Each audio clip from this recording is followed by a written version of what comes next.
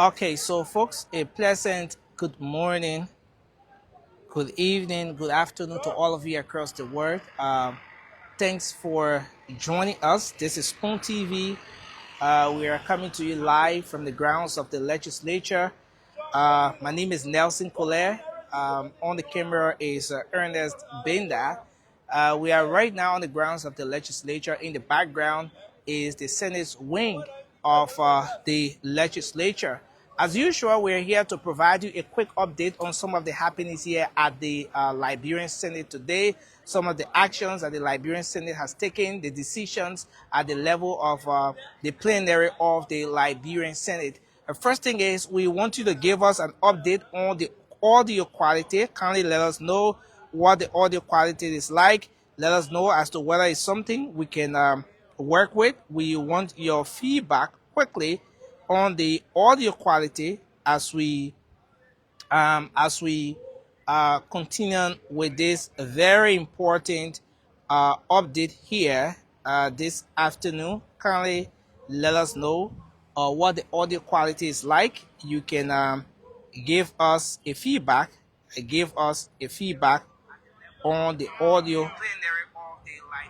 Okay, so from all indications, the audio is good. It's something we can work with. And so we are going to begin this very important update here. We are going to begin this very important update this afternoon. So, yes, we are live on the grounds of the Liberian Senate, the legislature.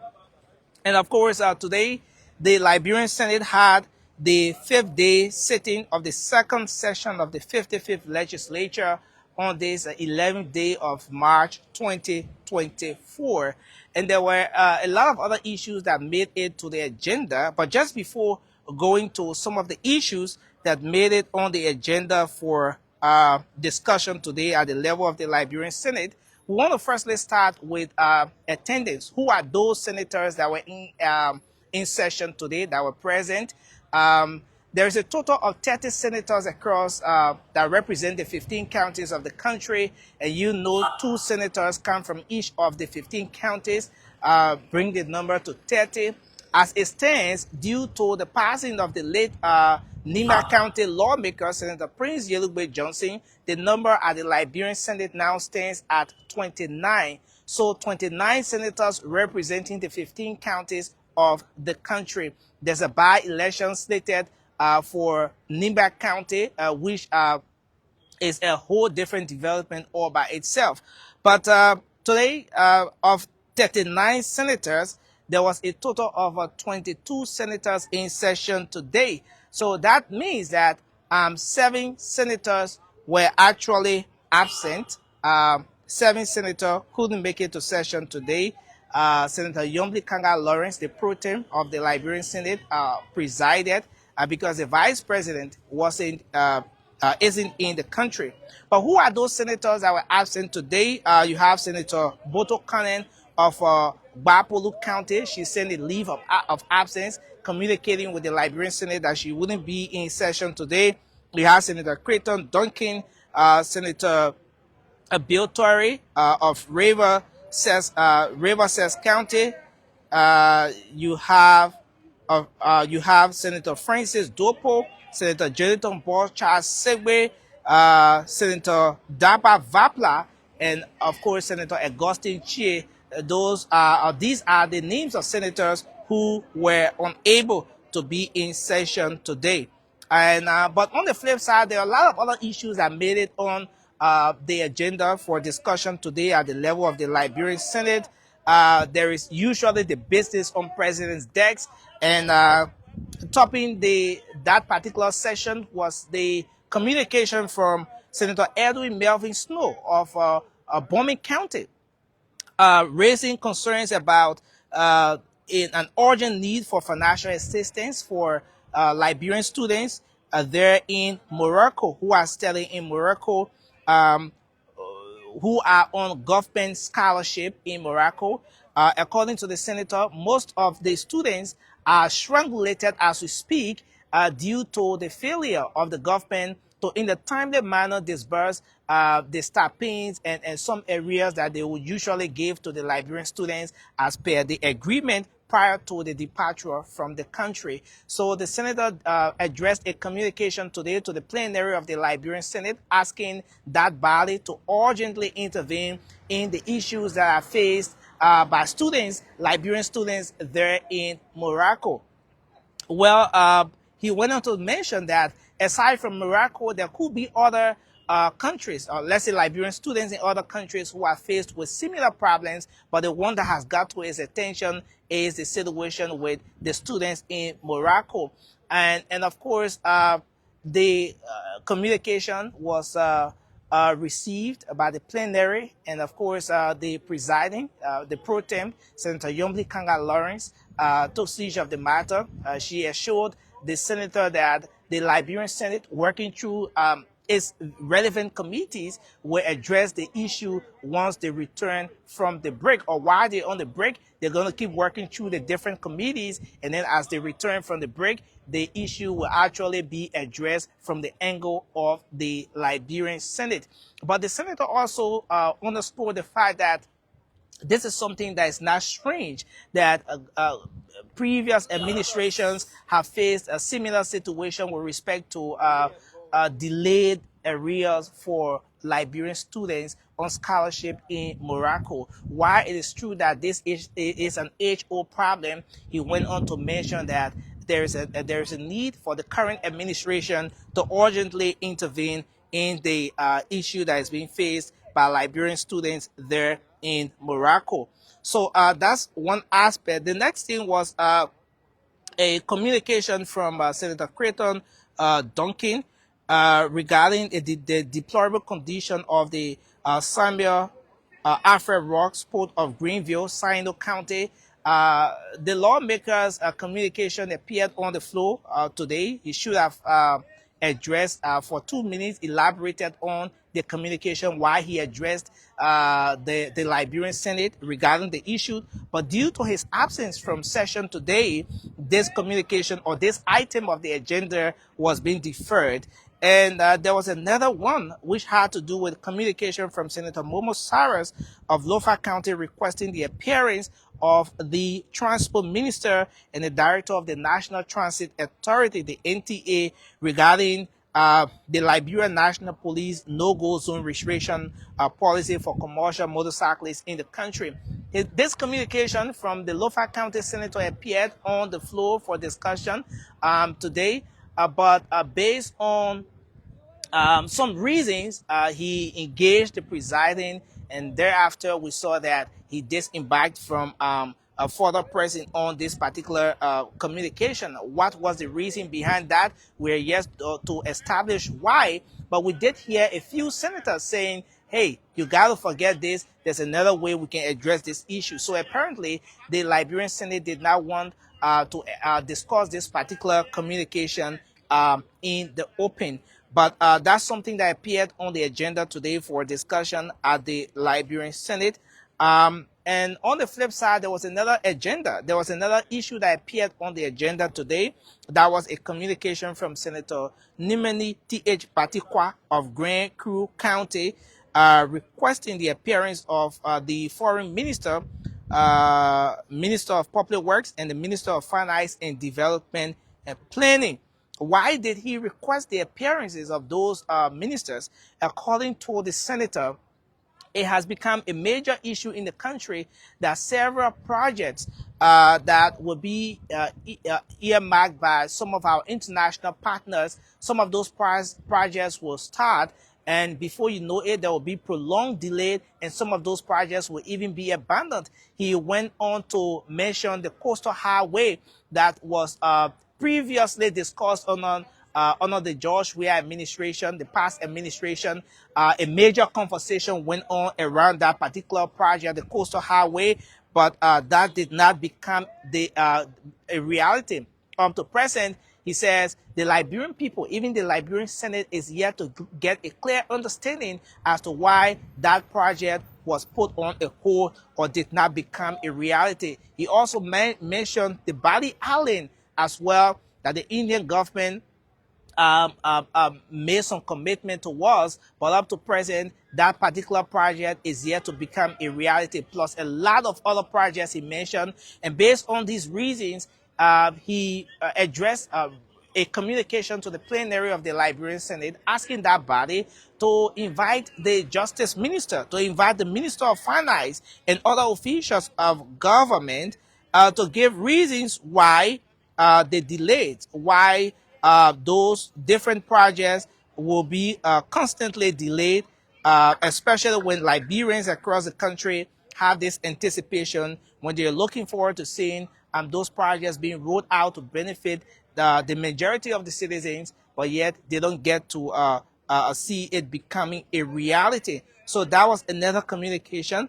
And at the end of the day, the plenary of the Liberian Senate decided to address a communication to those officials of government to appear. Those officials were cited. They are expected to appear by Thursday to give reasons why there have been constant delay with respect to those different projects. Well, another communication was from the Grand Cape Mount County Senator, Senator Daba Vabla, for a leave of absence, requesting a leave of absence. As you know, she was also mentioned amongst senators who did not make it to session today, who were absent from session today. Well, that's for the business on President Dex. But on the flip side, there were other issues that made it on the agenda at the Liberian Senate today as well. Now, based on the different issues that have been raised in past time at the level of the Liberian Senate, on the floor at the plenary of the Liberian Senate, there was a need for the different committees that have been assigned responsibilities to brief the plenary, to say exactly where they are with the different investigations, the different hearing, and the works they're doing to ensure that oversight is at its fullest at the level of the Liberian Senate. And so there were several briefings today from different committees. One of those committees was the okay, so there was a briefing today from the Committee on Public Accounts and Audits, requesting the General Auditing Commission through the Liberian Senate to conduct a comprehensive audit of the implementation of funds provided by the USAID to various ministries and agencies of government covering fiscal year 2018 to 2025. Well, that particular issue was raised some weeks ago by Senator Sir Joseph, especially when the pronouncement was made with respect to the suspension of fundings to user-sponsored programs across the country. Senator Sir Joseph addressed that communication, asking the plenary of the Liberian Senate to give an instruction or a permission to the GAC to go ahead and audit all government ministries and agencies that received fundings from the USAID from 2018 up to 2025, to have a comprehensive audit to be able to establish as to how those entities spend the money, what exactly did the fundings go towards, and to establish as to whether those fundings were actually used for the reasons or purpose intended. And so in response, or as a way of effectuating that which was earlier discussed, the Committee on Public Accounts, headed by Senator Amara Kone of Bapolu County, have been engaged with the GAC and trying to also engage with the relevant institutions or entities of government. And so in the briefing, Senator Amara Kone disclosed that they met with the GAC. They've been having engagement with other entities. But precisely the GAC has told the Liberian Senate that the USAID fundings are exclusively the American people's government, and that the GAC does not have the authority to audit the USAID. In the case of some institutions that have been receiving monies or whose programs have been funded by the USAID, the Liberian government again cannot audit some of those institutions, especially coming through the Ministry of Education, the Ministry of Agriculture, and other programs where the USAID will contract some local NGOs to go ahead and implement the projects. The GAC boss, the Auditor General, according to Senator Cannon, have told the Liberian Senate that they do not have the authority to audit those different institutions. But what they can do so far is that they can audit the fundings that went to the Ministry of Education, since in fact for that particular sector, the monies, there wasn't third parties contracted by the USAID, but rather some of the support went through cash and other means. So in the case of the Ministry of Education, they can be audited, but in the case of other institutions, they cannot be audited. So there was a bit of a debate or a conversation around that, wherein some senators were saying that even in the case of the institutions that were contracted, the local NGOs that were contracted by USAID to implement several projects, those NGOs fall under the Ministry of Finance. So no matter what the case is, there should be a means through which the GAC will be able to audit those different institutions. Well, the backdrop of this audit, especially coming from Senator Sir Joseph, is to ensure that there's accountability for fundings that were expended through those different sectors. He thinks that there is a perception out there that the USAID spends a lot of money on the government of Liberia, and those monies go in the pockets of officials of government or sometimes senators. So to clear that notion, to be able to provide accurate information with respect to what the audience or the public already thinks about the legislature or government in general, there should be a comprehensive audit that will be able to see exactly how the monies came in, where the monies went, and be able to establish as to whether the monies were used for the purpose intended. And so the Public Accounts Committee Chair, Senator Amara Cannon, went on to say that this is an engagement that's still ongoing, but that was just a briefing to say where they are with respect to the whole idea of auditing agencies of government, institutions of government with respect to USAID fundings. Well, on the flip side, there was another briefing from the committee on internal affairs, governance, reconciliation, defense and security, intelligence and veteran affairs, and the judiciary, human rights, claims and petitions regarding the conflict developing in the Christian community, mainly in the United Methodist Church of Liberia. Well, on behalf of this committee, the chairperson, Rules, Order and Administration, Senator Blebo Brown, did a briefing with respect to where they are on this particular issue. According to the lawmaker, the Liberian Senate has made significant progress in trying to intervene or mitigate the current crisis in the United or in the Christian community or in the Methodist Church, if you want to put it that way. According to him, there was a hearing conducted sometime last week, that was specifically on Friday, where the Justice Minister was invited. He was present. The Liberian National Police was represented by the two principal deputies of the Inspector General of the Liberian National Police, and Bishop Kula was also present in that hearing, while Bishop Choir did not attend based on some reasons provided according to the information he was bereaved.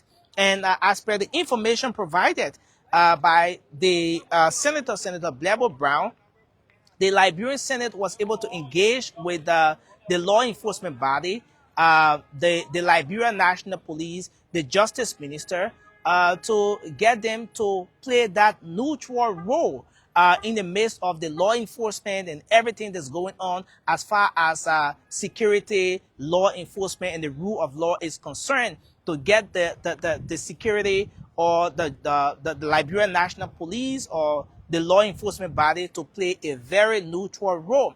On the flip side, according to him, they've engaged with the with the other faction headed by Bishop Kula, and they have agreed that, and their suggestion to them was to have the church come together as one body and try to do everything they can to avoid bringing the body to public disrepute.